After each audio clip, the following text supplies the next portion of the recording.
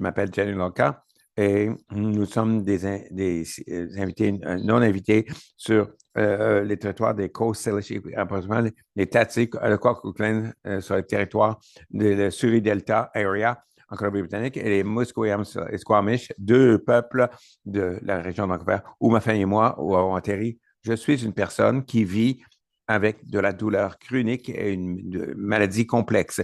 Et je suis un des membres directeurs de ces merveilleuses conférences, Rassembler les morceaux du casse-tête. Alors, c'est un plaisir pour moi de vous présenter le docteur Michael Yellowbird. Le docteur Yellowbird est un professeur et ancien doyen de la faculté de services social à l'Université de Manitoba. Il est membre des nations Minda Handa et dans le Dakota du Nord. Il est certifié comme enseignant de méditation professionnel et savant qui pratique la méditation de pleine conscience depuis 1975. Dans ses nombreux rôles, car il y en a beaucoup, y compris coprésident du conseil d'administration du Conseil de la pleine conscience et membre du Conseil pour les pratiques autochtones. Dr. Gilbert est aussi un consultant en pleine conscience et formateur à plusieurs organisations, programmes et communautés. Était un mentor et savant contemplatif décolonial. Il fait son travail de contemplatif et sa recherche a fait l'objet de plusieurs balados, podcasts, magazines, plusieurs publications et plusieurs symposiums. Un d'entre eux où j'ai eu l'occasion et le privilège de le rencontrer en personne. Bienvenue, Michael. Nous sommes enchantés de vous parler aujourd'hui.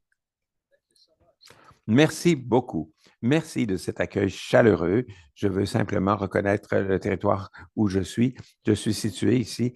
C'est le territoire non cédé du traité 1 au Manitoba, sur les terres des Cris, des Oji-Cris, des peuples Anishinaabe de Dakota et bien sûr la patrie aussi du peuple métis.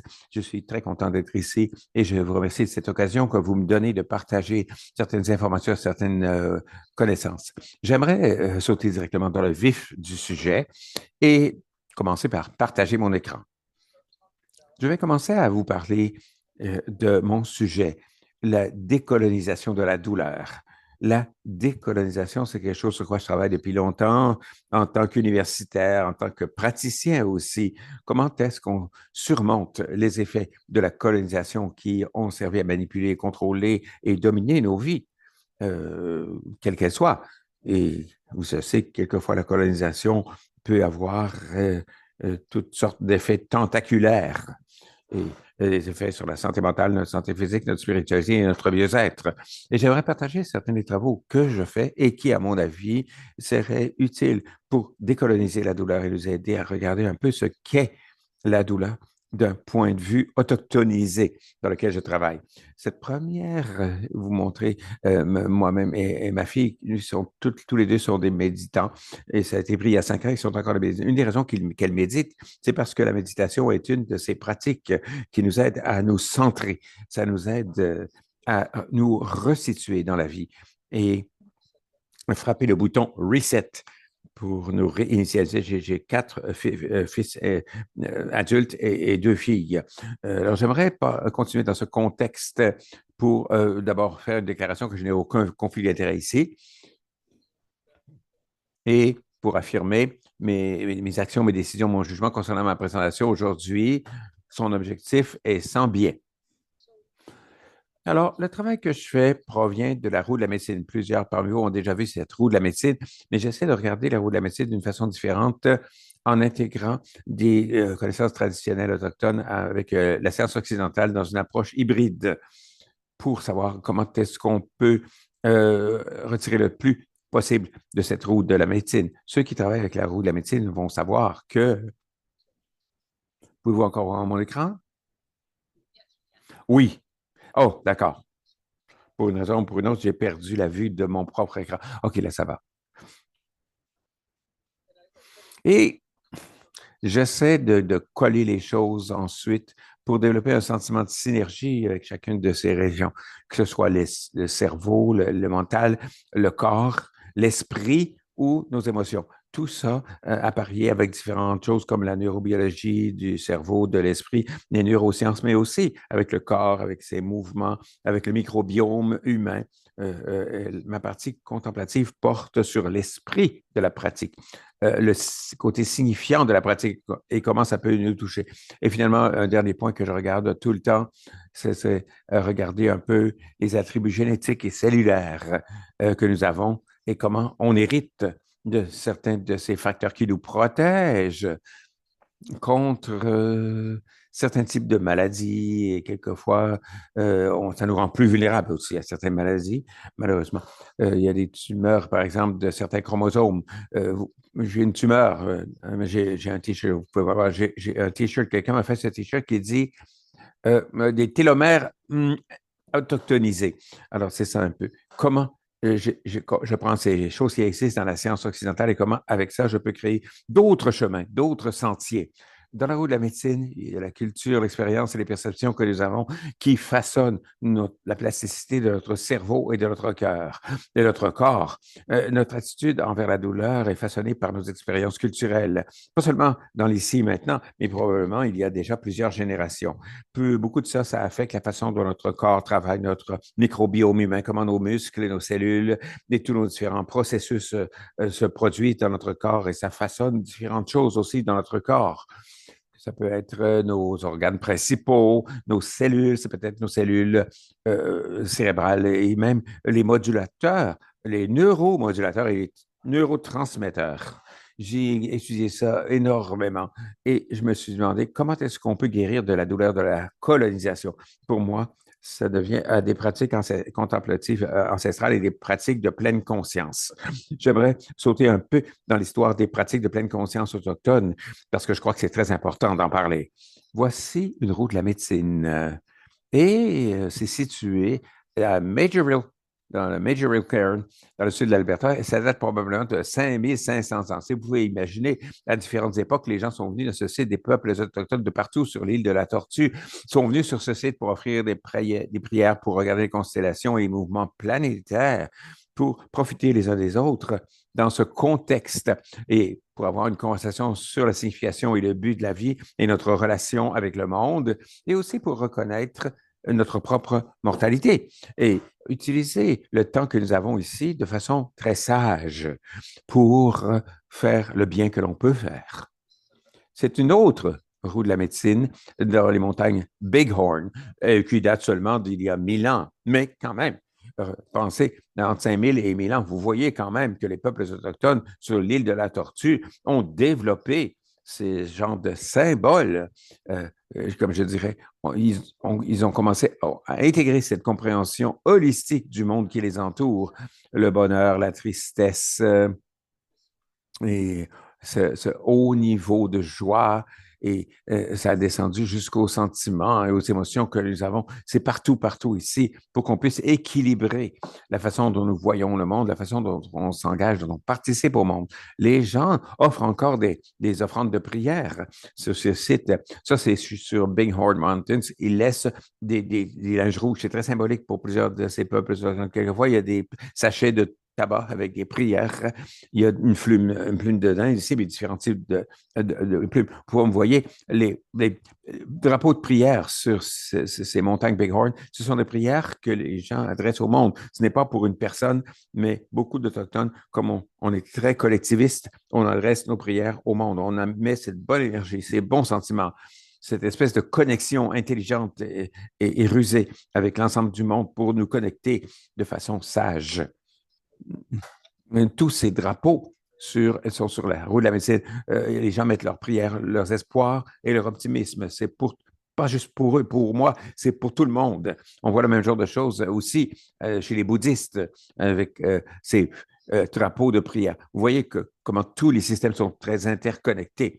Dans les Grandes Plaines, un autre domaine de l'île de la Tortue, les gens font une danse du soleil. Et ce sont des drapeaux de prière autochtones lors de la danse du soleil avec la même intention qui va depuis des milliers d'années, comme vous voyez. C'est des milliers d'années, comme vous avez vu.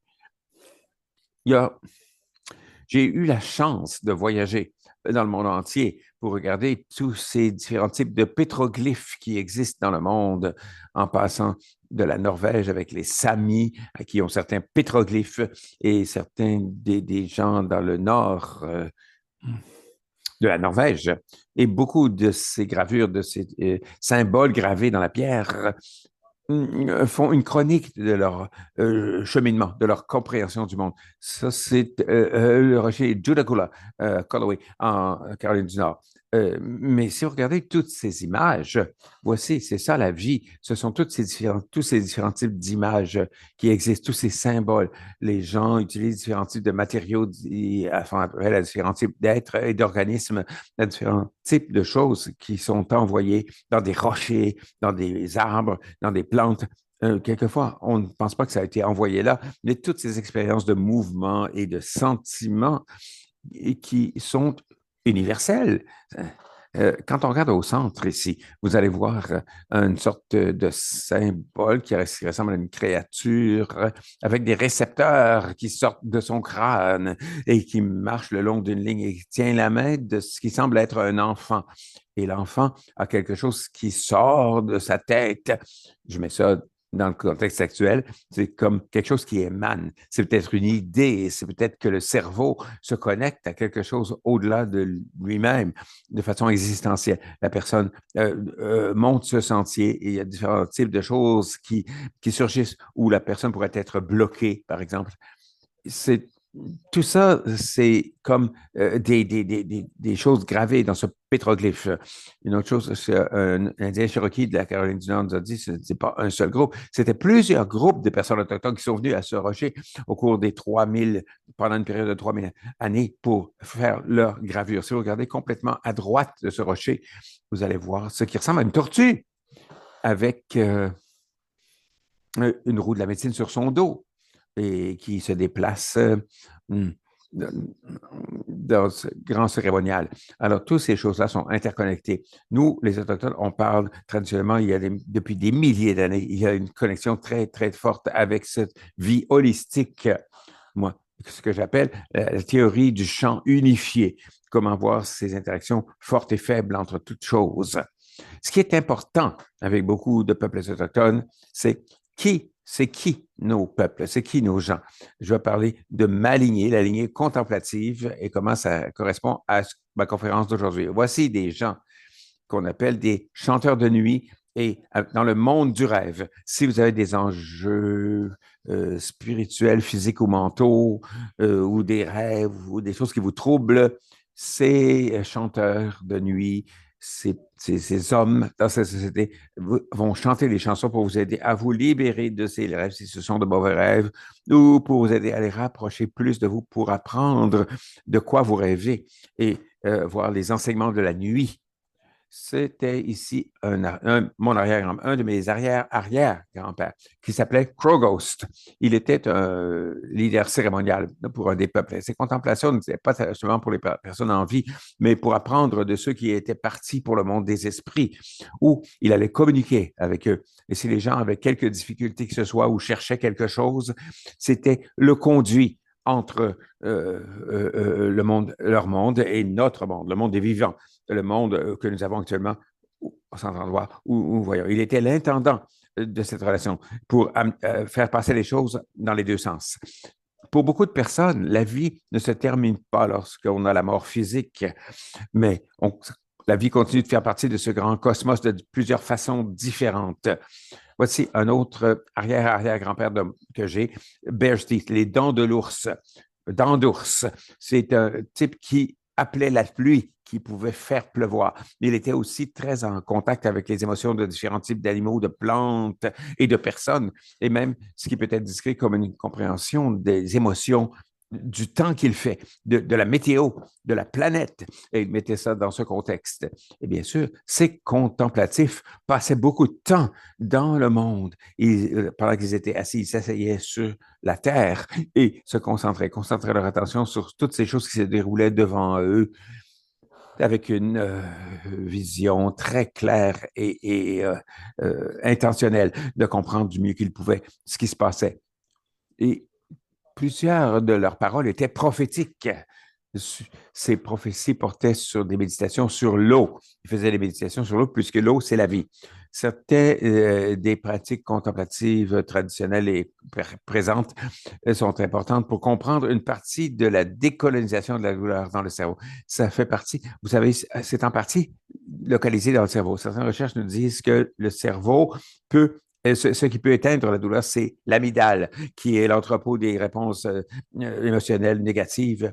Et c'est la réaction fuir ou combattre instinctive. Les personnes dans la cérémonie s'impliquaient toujours pour essayer de calmer le sentiment d'anxiété et pour que les gens soient braves et courageux et étouffent leur anxiété tout en étant très courageux. Donc, pour que la partie spirituelle du cerveau soit plus active et que la partie peureuse du cerveau qui crée la peur puisse être estompée. Il y a des nouvelles très intéressantes. Par exemple, je sais que les chercheurs ont découvert un traitement qui s'appelle une thérapie de reprocessing, le retraitement. On apprend le genre de douleur que qui vient du dos. Et ces gens commencent à percevoir les signaux de douleur envoyés du cerveau comme moins menaçants, ce qui est tout à fait logique quand on pense aux peuples autochtones, des personnes autochtones des Grandes Plaines, mais les Navajos, d'où je viens.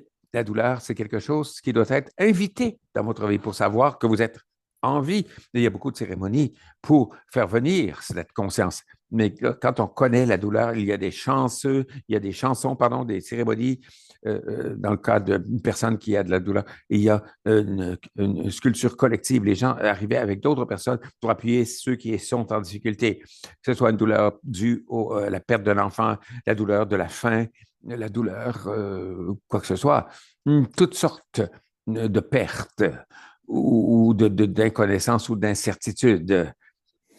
Ce sont là des choses très intéressantes qui viennent des neurosciences, les neurosciences.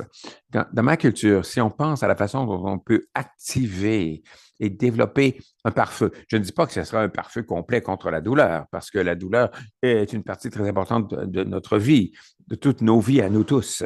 Mais comment bloquer cela dans ce sens comme peuple autochtone? Une des façons, une des pratiques qu'il faisait, c'est portait beaucoup sur des méditations sur les objets sacrés. Dans cette diapo particulière, vous voyez ici, c'est un de mes compagnons tribaux, de ma tribu. Pardon, je prends une gorgée d'eau. Ça a été pris en 1903. C'est Henry Curtis qui a pris l'image de cet homme qui regarde fixement ses pipes. Et quelquefois, il y a quelque chose de miraculeux qui se produit dans le cerveau. Quand il regarde fixement ses pipes et qu'il sent le caractère sacré de ces pipes et la signification de ces pipes et en quoi elles aident les gens, j'utilise ça comme moyen de procuration d'un scan cérébral. Si vous regardez la base ici, l'intention, il y a une non-connexion sur le cortex préfrontal gauche. Quand vous allez en méditation plus profonde, vous voyez que les deux se reconnectent. Une fois que c'est reconnecté, il y a quelque chose de pas mal miraculeux qui se produit. Ça a été démontré à répétition avec des études sur l'imagerie cérébrale. Ici, pour cette personne qui est vraiment dans ce niveau profond de méditation sacrée, il y a des sentiments de bonheur, de joie, d'optimisme et de mieux-être qui commencent à envahir le corps. Plus cette personne porte attention au caractère sacré de ce qui est devant lui et devant elle, alors ils peuvent développer une connexion de plus en plus forte. Si vous regardez l'arrière du cerveau ou totalement en arrière du cerveau, vous voyez la ligne de base, c'est pas aussi rouge que la personne méditante lorsque la personne s'engage dans la méditation. Cette personne en particulier, une fois qu'ils atteignent un niveau de méditation, cette partie du cerveau, c'est la partie voyante et ils voient des possibilités. Ils voient au-delà des pipes. Ils voient les connexions, ils voient le monde, ils voient leur caractère sacré. Peut-être qu'ils voient, peut-être que quand il y a des pipes en pierre, ils voient l'endroit où la pierre a été prise de la terre. Ces pipes ont été prises quelquefois de certains arbres qui étaient surveillés par les esprits gardiens. Et quand ils vont donc leur donner du tabac par respect. C'est le genre de choses que nous savons. Et nous savons que les Autochtones s'engagent dans ce genre de choses. C'est de la décolonisation de leur cerveau pour le focaliser davantage et le rendre plus ouvert à ses possibilités, ainsi qu'à ses sentiments et émotions. Voici une autre diapo sur la façon de se connecter avec toute chose vivante. Sandy Bloomberg est un neuroscientifique avec lequel j'ai fait un peu de collaboration. J'ai parlé avec lui. Il m'a donné permission d'utiliser certaines de ses diapos. Ici, c'est une image, encore une fois, d'une cérémonie de personnes de ma communauté qui a été prise vers 1903 ou 1904 par ce type qui s'appelle Amert Curtis, qui a écrit ce type qui s'appelle Les Indiens qui disparaissent, pour les indigènes qui disparaissent actuellement. Alors, ce qu'il a fait, c'est qu'il a passé du temps à scanner les cerveaux de religieuses et de moines bouddhistes avec qui ont ces expériences mystiques. Et quand il passait par ces expériences, il commençait à avoir ces sentiments d'être intemporel, comme si tous les temps étaient unis. Le temps n'existait plus. Et de la non-spatialité, tout était confondu et l'auto-transcendance se produisait. Une partie est chimique, mais une autre partie est spirituelle. Quand il a regardé de plus près, il a vu le lobe cette partie du cerveau qui est vraiment responsable de percevoir les objets tridimensionnels dans l'espace et aussi le raisonnement spatial visuel. Cette partie-là était complètement déconnectée. Elle était hors ligne. Et à ce moment-là, les cerveaux de ces religieuses, de ces moniales, de ces moines bouddhistes, ils commençaient à connaître un sentiment d'unité avec toute chose vivante, un sentiment d'unité à cause de l'activité réduite dans le lobe bridal qui calmait l'idée que nous étions séparés de ce qui était entre le méditateur et l'objet, qu'il y avait encore une séparation. Le lobe pariétal aussi, on voit ça ici dans ma tribu où ces hommes, je m'excuse ici, j'ai beaucoup d'images sur des hommes autochtones et moins un peu sur des femmes autochtones, mais elles étaient clairement impliquées dans beaucoup de ces cérémonies. Elles faisaient les mêmes choses aussi. Mais quand Edward Curtis a pris ces photos, il n'a pas pris des photos des femmes de notre tribu. C'était plus un type masculiniste, si vous voulez. Alors, voici les hommes encore qui ont cette expérience très profonde en chantant à cet arbre, l'arbre de vie, qu'ils considèrent comme étant la mère qui vient aider les êtres sentants et qui donne vie au monde. Comme vous voyez à droite, le lobe pariétal du côté droit n'est pas très activé. Il est totalement accalmé. Quand il chante vers cet arbre sacré, cette transformation a lieu et très bientôt, cela estompe complètement leur réalité ou ça change leur réalité. Ça brouille et ça change, ça l'estompe leur réalité. Très bientôt, il n'y a aucune distance entre eux et l'arbre. Ils deviennent reliés à l'arbre. Ils deviennent les branches, ils deviennent les odeurs, ils deviennent les feuilles, ils deviennent les racines de l'arbre. Si vous pouvez imaginer que des gens, à une certaine époque, partout au monde, avant qu'on soit si industrialisé, on a évolué cette religion, cette spiritualité qui était si connectée à la Terre que ça pouvait changer la structure et la fonction de notre cerveau et sa neuroplasticité. Et c'est exactement ce qui se produisait avec ces gars-là qui chantaient pour un arbre. Comme vous savez, beaucoup d'entre eux n'ont pas de chaussures. Certains ont des mocassins, mais ils sentent beaucoup la terre sous eux. Alors, c'est très vivant. C'est une façon très vivante de représenter leur spiritualité avec la cérémonie, la terre, les arbres et toute la création autour d'eux. C'est pas juste qu'on est juste ici, mais ils pouvaient voir d'une façon beaucoup plus large. Alors voici, il y a certaines pratiques contemplatives qui peuvent guérir la douleur. Et dans cette diapo particulière, vous allez voir que ce type aussi, c'est aussi un membre de ma tribu qui chante et qui fait des cérémonies qui vont changer ces ondes cérébrales et qui changent d'autres parties du cerveau. À gauche, en bas, ici, on voit ce qu'on appelle les insulas. Les insulas, c'est une partie du cerveau qui les aide à développer un sentiment de réduction des conflits. Quand nous avons des conflits par rapport à la douleur ou par rapport à la vie, quand on active cette partie du cerveau par une méditation profonde et par une pratique spirituelle, cela peut nous aider à diminuer ces conflits que nous avons avec la douleur, ces autres conflits que nous avons avec les gens, ces conflits que nous avons avec d'autres idées, etc. Une chose qui m'intéresse beaucoup et que je veux regarder, plus récemment, j'ai commencé à regarder ça, c'est l'aromathérapie. C'est une utilisation de différents types d'odeurs qui commencent vraiment à affecter notre cerveau et notre corps, particulièrement notre mémoire. Et il y a cette grande influence qu'ont les fragrances, ce qu'on appelle une activité psychophysiologique. Alors, les chercheurs à l'Université de Californie à Irvine ont trouvé que toutes les personnes qui sont exposées à différentes odeurs chaque nuit, moins une amélioration de 360 de la performance de leur mémoire. 260 pardon.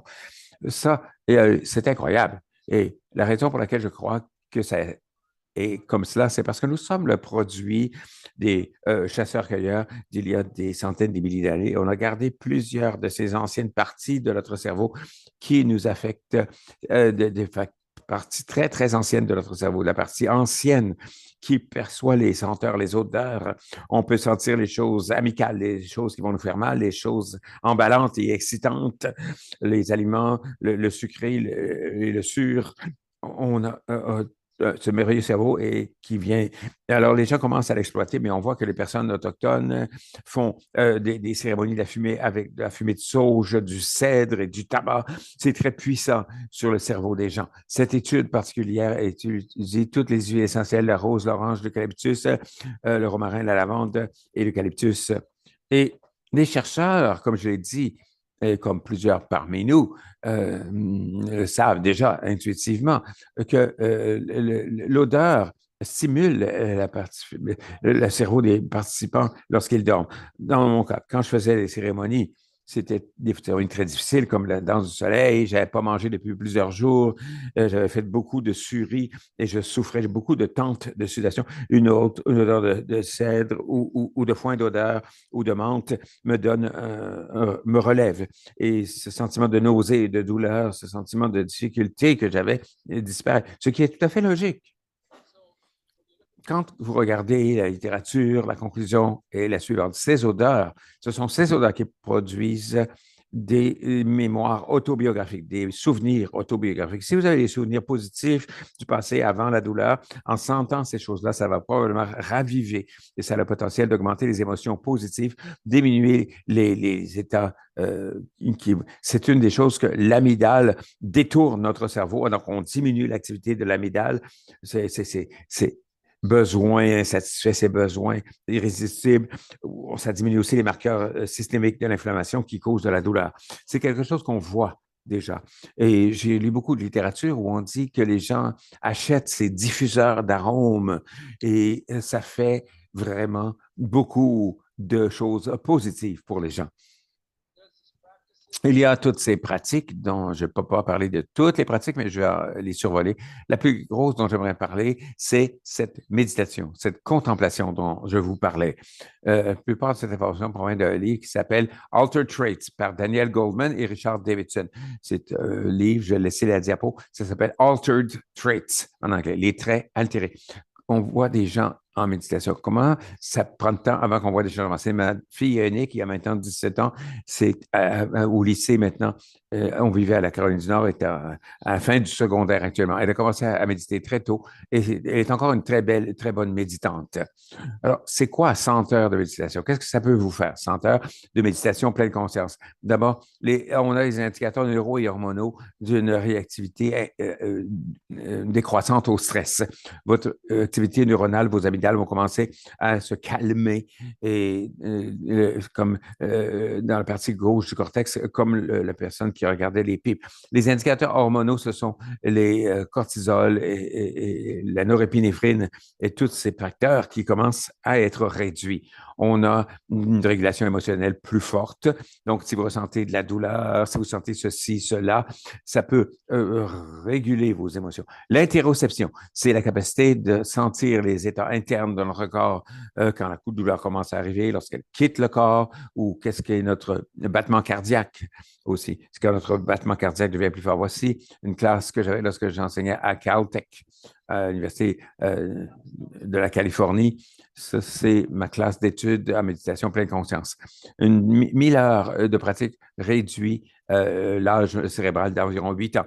Il y a une connectivité accrue entre l'amygdale et le cortex préfrontal, c'est-à-dire que votre cortex préfrontal, c'est-à-dire la partie rationnelle, consciente du cerveau, commence à s'estomper et vous commencez à réguler votre amygdale, cette partie fuir ou combattre de votre cerveau. Et ça réduit à ce moment-là la quantité et le niveau de la douleur.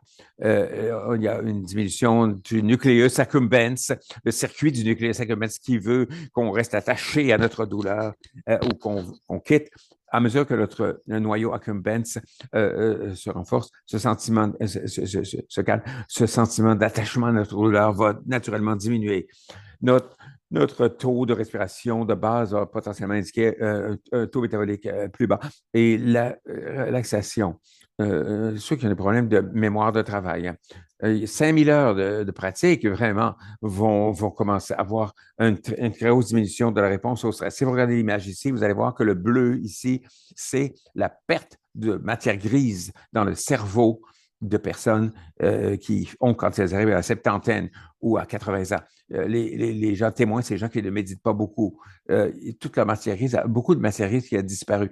Il y a des protéines importantes dans le cerveau qui vous aident à collecter différentes parties de votre cerveau et qui gardent différentes parties du cerveau. Vous voyez ici les méditateurs qui n'ont pas perdu autant de matière grise. Ils ont perdu 2 fois moins de matière grise que ceux qui n'ont pas effectué ce genre d'activité. Ensuite, le taux d'attention et de mémoire sont plus élevés et on commence à avoir des améliorations légères euh, parce que les marqueurs cellulaires, moléculaires de l'âge du vieillissement s'améliorent. Il y a une augmentation de la taille de certaines particules. On sait que les chromosomes sont des marqueurs de l'espérance de vie et d'un sentiment de bien-être, du bien-être et de la santé. Plus ils sont courts, plus on est exposé à des maladies liées au vieillissement, comme le cancer, le diabète et la maladie cardiaque. Alors, ces 5000 heures de méditation montrent qu'on commence à avoir une tendance à inverser les effets du vieillissement. Dernièrement, c'est une activation euh, plus faible, une diminution de l'activation du réseau du mode par défaut. Alors, ici, avec 10 000 heures de méditation, voici trois de mes filles dans le North Dakota. Donc, 10 000 heures de médication, de méditation, c'est comme les moines et les sœurs qui méditent, en fait, qui ont un niveau élevé de concentration, de bienfait également, de, d'oscillation gamma oscillante dans le cerveau, oscillation gamma synchronisée qui donne lieu à une compréhension complexe du monde, une capacité complexe de résolution de défis et de problèmes. Euh, on commence à voir des cycles similaires, des patrons similaires d'un cerveau à l'autre parce que ces gens méditent tous de nombreuses heures. Et également, le nucléus fait partie de notre cerveau. Alors, on réduit notre... Alors, à mesure qu'on réduit notre capacité, en fait, lorsque le nucléus se réduit, on a moins ce sens d'identité et un plus grand sens de connexion avec l'environnement qui nous entoure. Ça nous ramène à la photo des hommes devant cet arbre qui signait, qui chantait les chansons sacrées et les moines et les sœurs qui chantaient également, les moines et les moinesses qui méditaient. Donc, il ne s'agit pas simplement de facteurs psychologiques, mais aussi physiologiques.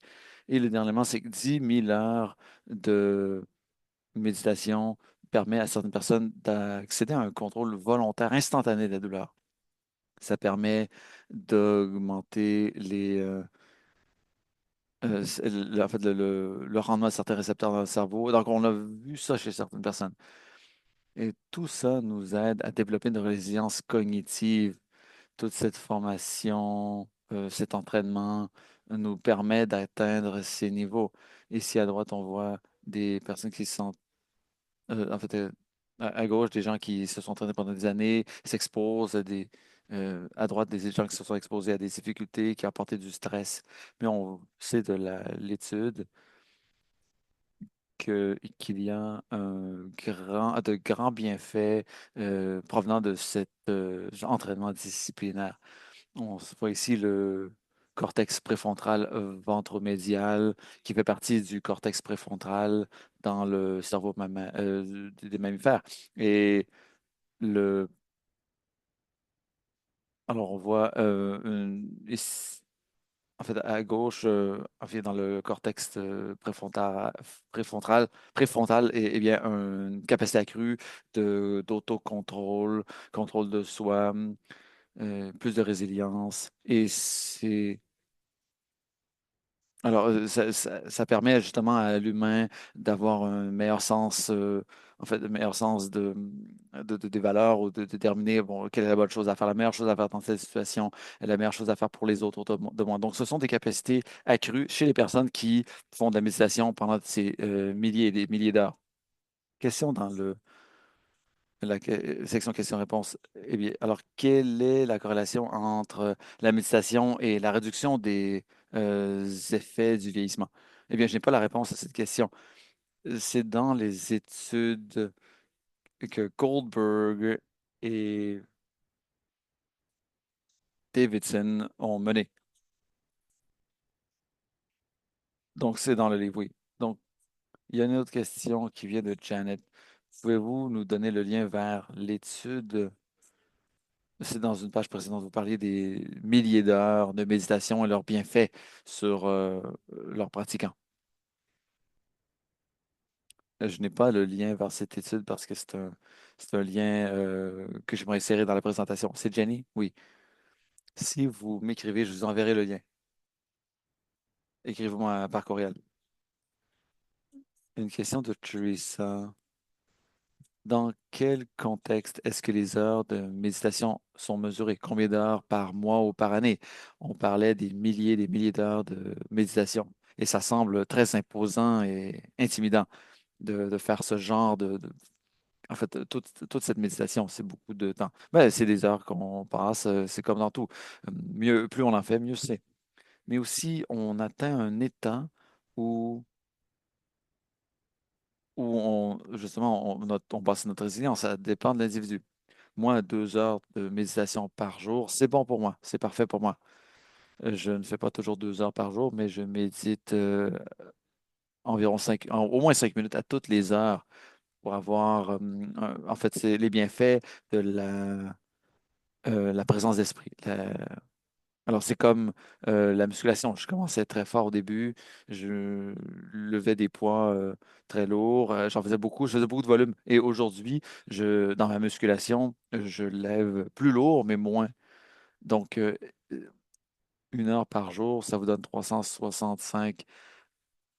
euh, 1 heure par jour,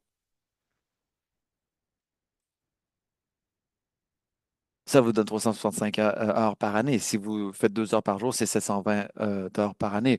Donc, il y a des gens qui font des retraites de méditation, des retraites d'1 mois, et c'est là qu'ils vont faire beaucoup d'heures de méditation. Mais je dis aux gens, ne soyez pas découragés.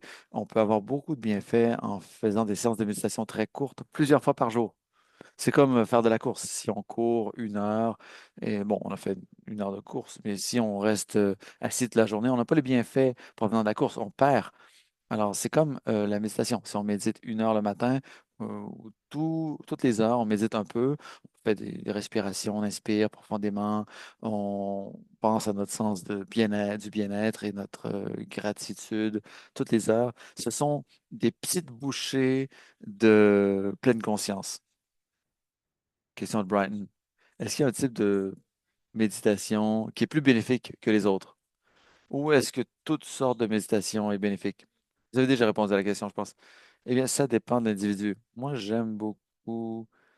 En fait, j'ai fait plusieurs styles au fil des ans, mais je pense qu'un type de méditation qui semble m'apporter le plus de bienfaits a été inventé par Herbert Benson. Il a écrit un livre qui s'intitule la réaction de la relaxation plutôt que la réaction de combattre ou fuir. Il a écrit ça dans les années 60. Je ne sais pas si vous voyez ce livre. Alors, ce livre, c'est un excellent livre. J'ai la version originale. Alors, ce qu'il dit, c'est qu'il faut faire 20 minutes de méditation 2 fois par jour. Et pendant 20 minutes, on se met en position, on inspire, on relaxe et on trouve un mot comme gratitude ou complètement guéri, ce genre de terme, ou je m'aime et je guéris, par exemple. Peu importe votre devise, faites ça pendant 20 minutes le matin et 20 minutes le soir. Donc, il a fait des recherches très intéressantes sur ce sujet. Benson était à l'université Harvard pendant un certain temps. Je pense qu'il a pris sa retraite. mais je pense que vous allez beaucoup aimer son livre. Il a écrit un autre livre en 2010 qui s'intitule La révolution de la relaxation. Alors, c'est très facile à faire, c'est non séculier et ça permet de coupler la respiration, la méditation, ainsi que certaines affirmations. Alors, Benson, vous allez trouver son livre sur Internet et il a produit plusieurs vidéos aussi.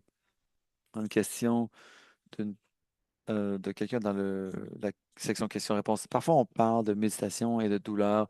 Les gens pensent qu'on leur dit que tout est dans leur tête, que la douleur est dans leur tête. Alors, comment communiquer dans ce sens sans propager ou perpétuer ce sentiment de blâme et de culpabilité? Comme vous le savez, la douleur est en partie dans notre cerveau. C'est dans c'est lié aux amygdales. Mais ce n'est pas toute l'histoire. Toute l'histoire, c'est que et ce que j'essaie d'enseigner aux gens, c'est que la douleur, c'est une expérience partagée d'une certaine façon. Chez les Autochtones, eh bien, la douleur de la terre, la douleur du monde, la douleur des étoiles, peu importe, tout ça est partagé. Les gens essaient de comprendre tout ça, toutes ces différentes choses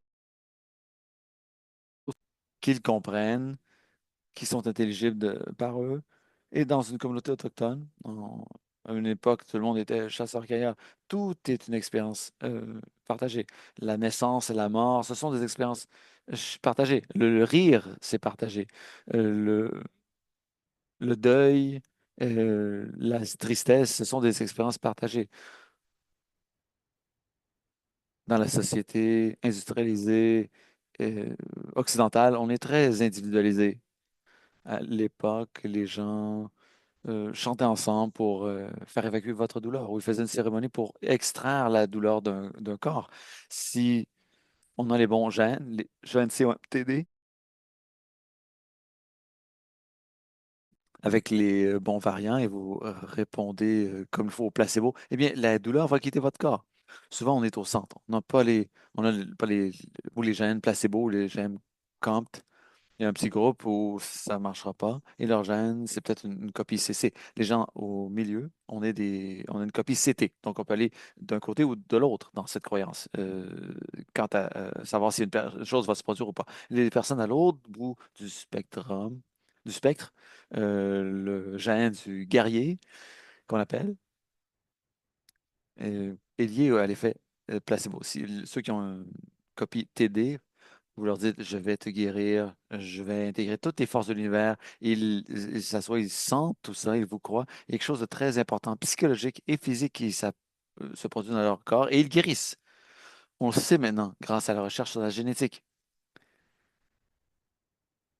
Et ce type de recherche continue de se produire. Et puisqu'on est au milieu, on peut aller d'un côté ou de l'autre. C'est comme la colère ou la rage, l'amour, la paix. Donc, cette vieille histoire Cherokee qui dit qu'il y a un jeune homme qui va voir son grand-père. Le grand-père Cherokee dit en fait, en tant bon grand-père, j'ai ses émotions, ses sentiments. D'un côté, je sens cette haine, cette rage, cette colère, je veux blesser les gens. Il y a beaucoup de douleur. De l'autre côté, je sens de l'amour, de l'acceptation, de la paix et du calme, de la générosité. C'est comme deux loups qui se battent à l'intérieur de moi. Et son grand-père lui a dit, en fait, il demande à son grand-père, lequel va gagner? Et le grand-père a dit, celui que tu nourris gagnera. Et ça, c'est ce qu'on appelle la plasticité cérébrale. Alors, les anciennes cultures autochtones connaissaient ce genre de choses, ce genre de phénomène, l'importance du positivisme. Les gens ne doivent pas se blâmer, doivent comprendre qu'ils ont besoin d'un système positif qui les soutient, qui apporte la positivité, du rire, de la bonté, du bonheur. C'est notre responsabilité dans nos cultures collectivistes partout dans le monde, en fait, c'est la partie de nous qui a été colonisée par la société industrialisée et occidentale, qui est complètement différente. Vous l'avez dit au tout début de votre conférence. Comment est-ce qu'on guérit de la douleur de la colonisation? Ce que vous avez dit sur la contemplation et le caractère sacré des choses,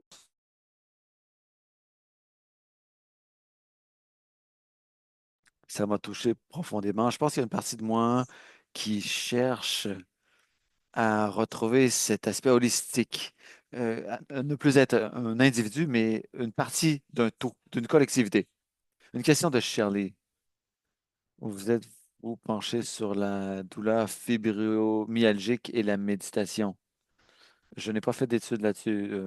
Je connais, oui, je connais la douleur que ça apporte, mais j'ai pas fait de recherche dans ce domaine. Pas fait d'études dans ce domaine. Avez-vous des résultats sur la méditation et la conservation d'énergie? Parce que souvent, la douleur absorbe notre énergie. Je me suis pas penché là-dessus non plus.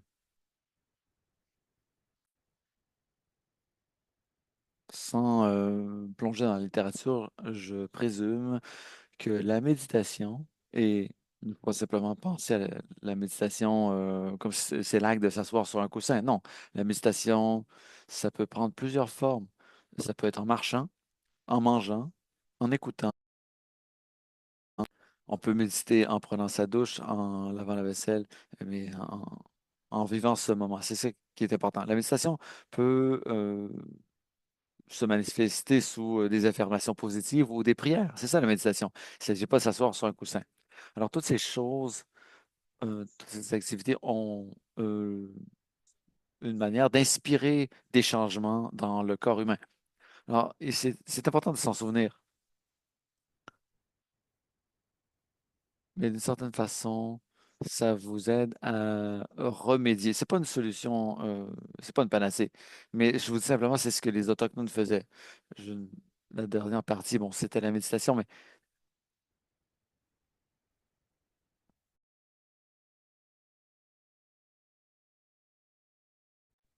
j'ai commencé par parler de la roue médicinale et de son pouvoir de guérison. Et ce qu'on apprend, c'est qu'on est lié à tout. Tout est lié. Tout est lié à nous. Et en fait, on fait ça depuis des milliers d'années sur l'île de la Tortue. Alors, les gens se connectent justement à ces croyances par des dons de tabac, des prières, et ils guérissent. Alors, c'est un niveau de guérison, un degré de guérison. Il y en a plusieurs qui existent. Donc, il peut s'agir d'aller dans un lieu sacré, ensuite de comprendre ce que faisaient ces gens il y a des milliers d'années, quel genre de message essaient de nous communiquer d'une génération à l'autre, aux descendants, à leurs descendants. Et ce que je veux souligner, c'est que la symbiologie, les pétroglyphes nous montrent que ce sont des enseignements universels. Ce sont les choses universelles auxquelles les Autochtones prêtent attention. Et ils ont déterminé comment guérir grâce à ces enseignements, comment établir un lien avec ce qui les entoure, en se disant, je suis une toute petite partie de ce grand ensemble, cet immense système qui est le cercle de la vie. Alors, la méditation n'est qu'une activité, ça fait partie de tout, du tout. Alors, par ex- mais en fait, mes collègues autochtones faisaient des cérémonies, ils dansaient, ils méditaient. Je vous ai pas montré toutes mes pages parce qu'on manquait de temps, mais j'en ai montré une où lorsque on chante et on danse, on voit ce qui se passe dans le cerveau. Ou quand on imagine une chanson, tout simplement. Ce que fait notre système olfactif quand on sent une odeur qui nous rappelle notre enfance, eh bien, ça rapporte des souvenirs, de très bons souvenirs. Le système olfactif a une façon de nous raconter des histoires. C'est un disque dur autobiographique. Par exemple, l'odeur de la victoire, l'odeur de l'amour, l'odeur du calme, de la compassion, peu importe. Toutes ces odeurs, notre cerveau les connaît. Alors, tout ça s'inscrit dans... en fait, tout ça est lié à la méditation. Parce que c'est une autre façon de se transporter. Vous avez dit que le système olfactif est une réaction primitive qui a accès à la mémoire des odeurs de notre enfance ou des odeurs qui nous ramènent à un lieu euh, qu'on connaissait dans notre enfance lorsqu'on souffre. Et justement, ce système olfactif et ces souvenirs olfactifs nous permettent de mieux gérer la douleur.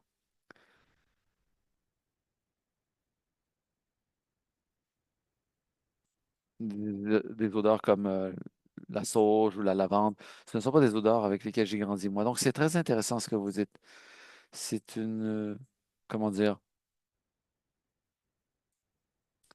ce serait intéressant pour moi, une personne qui n'a pas nécessairement grandi avec des odeurs comme la lavande, l'eucalyptus et, l-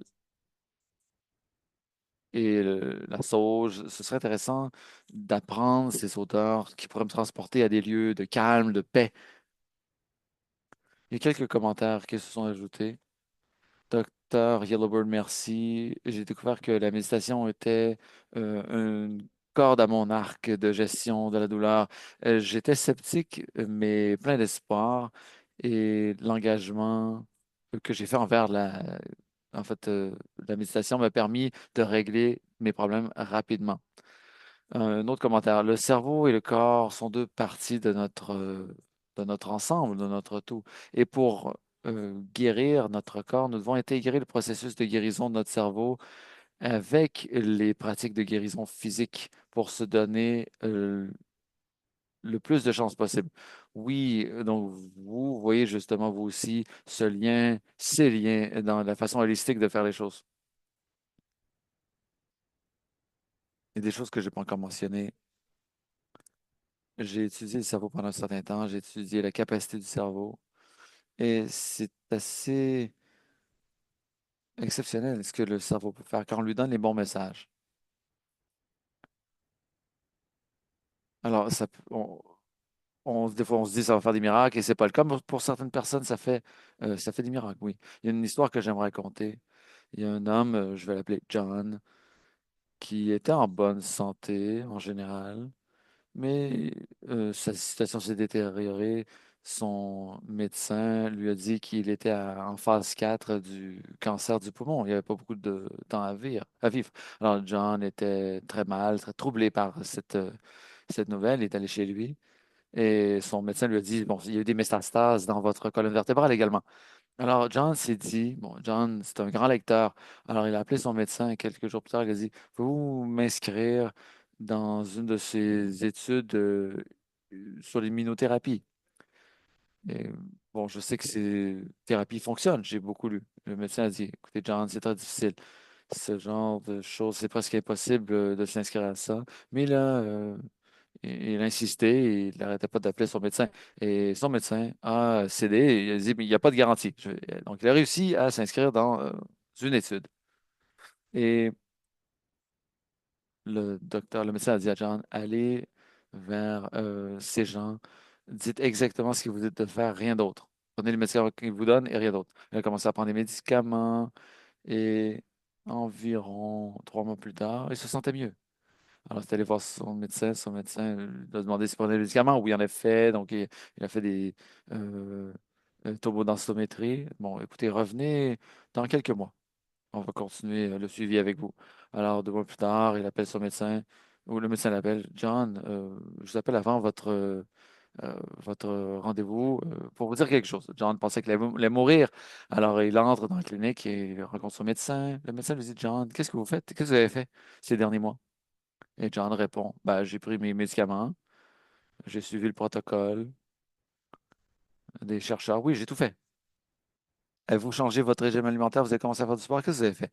Non, je fais une marche tous les jours, j'ai le même régime alimentaire. J'ai rien changé. Il a dit, pourquoi est-ce que vous me le demandez? Alors le médecin répond, eh bien, il y a quelque chose qui se passe. On dirait que votre cancer est en train de guérir. Et John était content alors. Et ensuite, il a dit, bon, revenez me voir dans quelques mois. Et quelques mois plus tard, le cancer était presque complètement éradiqué. Il a dit, alors, oui, je vous avais dit, monsieur le médecin, de m'inscrire dans cette étude, ça allait fonctionner. Alors, euh, en fait, la seule chose que j'ai changé, c'est que tous les matins, quand je me levais, je ne voulais pas vous le dire parce que vous allez penser que j'étais fou, mais avant de prendre mon médicament, je disais à mon médicament, tu es la pilule la plus puissante dans l'univers, tu vas me guérir, je crois en toi. Et je parlais à cette pilule, et ensuite, je prenais la pilule. Et là, le médecin a dit, d'accord, oui. Il a dit, ben John, votre cancer a presque disparu. Donc, je savais que ça fonctionnerait. que les médicaments fonctionnent. Mais le seul problème, John, c'est que vous êtes dans le groupe du placebo, le groupe contrôle. Alors, c'est pas un vrai médicament que vous avez. Donc, vous voyez, ça montre à quel point l'esprit est très puissant. Donc, il y a beaucoup de choses qui ne sont pas publiées dans la littérature scientifique, mais des choses, par exemple, les guérisons spontanées. On sait maintenant qu'il y a une partie de ça qui est génétique. On sait également qu'il y a une partie de ça qui est la capacité d'une personne de modeler son état par sa seule pensée. C'est ce qu'on appelle la plasticité cérébrale. Donc, lorsque les gens accumulent ces milliers d'heures de méditation, il y a des choses qui changent dans leur cerveau. Ça prend du temps, mais les preuves sont là. Les preuves montrent que ça fonctionne. Je veux simplement vous dire, voici ce que les gens qui vivent dans un monde contemplatif euh, un monde passé faisait. Et quand ils avaient de la douleur, ils riaient de leur douleur. Je pense que les gens aujourd'hui disent, non, c'est un manque de respect parce que je souffre beaucoup, je vis avec la douleur chronique. Moi, ma mère souffrait de douleur. Moi aussi, j'ai souffert de douleur. Puis c'est ce que les gens faisaient à l'époque. Je ne sais pas que c'est bien ou mal, je ne juge personne. Je dis seulement que c'est quelque chose de culturel que les gens faisaient. Donc, les gens riaient de leur douleur, riaient de la mort. Et c'est tout à fait logique, selon moi. Parce que ces gens dans les cultures collectivistes avaient un gène, le STG, le gène transporteur de sérotonine. Si ça vous intéresse, il y a le neuroscientifique John Chial, neuroscientifique, et le gène qui transporte sérotonine, en fait, il a étudié certaines personnes et il a constaté que les gens, quand ils rient, ça augmente le taux de cannabinoïdes dans leur cerveau. Alors, c'est une des caractéristiques des peuples autochtones, c'est l'humour et le rire. Même lorsque les choses sont difficiles, lorsqu'il y a une perte, lorsqu'il y a une mort. Mais c'est assez clair que c'est ce que les gens faisaient dans le passé. Et j'ai lu des documents de 1636 sur différents groupes de personnes qui côtoyaient des missionnaires. Les missionnaires disaient, ces gens en fait, vivent la famine, mais ils n'ont rien à manger, mais ils rient, ils s'amusent. C'est pas drôle, mais ils rient et ils font des blagues et ça augmente en fait le taux de cannabinoïdes dans leur cerveau, ça réduit la douleur, ça les protège. Et c'est ce que nous dit la science en fait, neuronale, culturelle. C'est que nous adaptons nos gènes et notre culture évoluent ensemble. C'est ce qu'on sait. Oui. Alors, est-ce que c'est ce que vous voulez dire lorsque vous dites, comme vous l'avez dit plus tôt, qu'il y a des euh, domaines où on invite la douleur, on valide, on expose la douleur et peut-être que ça permet de dissiper la douleur? Oui, c'est ce que montrait la neuroscience. C'est possible. Merci énormément pour cette excellente présentation. Dans le chat, il y a des accolades, des cœurs, des pouces vers le haut, des gens qui sont très impressionnés par votre conférence. Alors, euh, mes plus grands remerciements, Michael. Merci d'avoir été avec nous.